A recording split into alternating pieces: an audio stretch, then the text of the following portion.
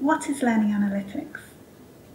With learning analytics, we're trying to understand where are our students actually clicking, what are they doing, but most importantly also what they are not doing. So this gives us an insight in terms of how our students are learning and what we can do to better support them to be successful at the Open University. Okay, so how has learning analytics improved retention here at the OU? Oh, that's a very good question. I think it has had a tremendous impact on retention. With our flagship OU Analyze system, we really are able to show across 50,000 students and hundreds of teachers, here is where our students are doing amazingly well, here is where they're struggling a little bit, and here they really need our support. So with OU Analyze, we're basically giving our amazing teachers concrete advice how they can help their students, and our research has shown that retention rates have gone up with 2 to 7% by just giving this information to the teachers and then having the conversation with the students. And what impact has your research had on UK institutions? Well, the Higher Education Commission has indicated that we are really the groundbreakers for learning analytics.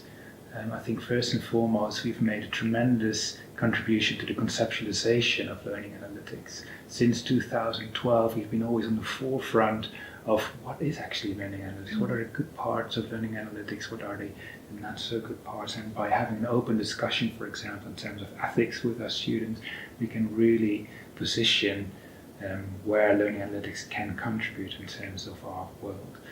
Secondly, I think in terms of evidence gathering, the Open University has been world leading, identifying where are the pockets of excellence, of fantastic research, and where is there some need for further research.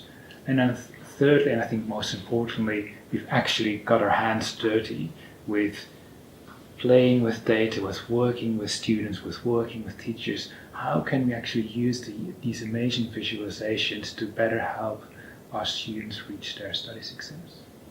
So has the research impacted outside of the UK as well? Yeah, I would say so. I think as an example, we've worked very well with the University of South Africa, where they have over 400,000 students, and we've mapped their students' journeys over time, and we've worked with dozens of teachers to identify, hey, what are your students actually doing? What could you do in terms of your learning design to further optimize their needs?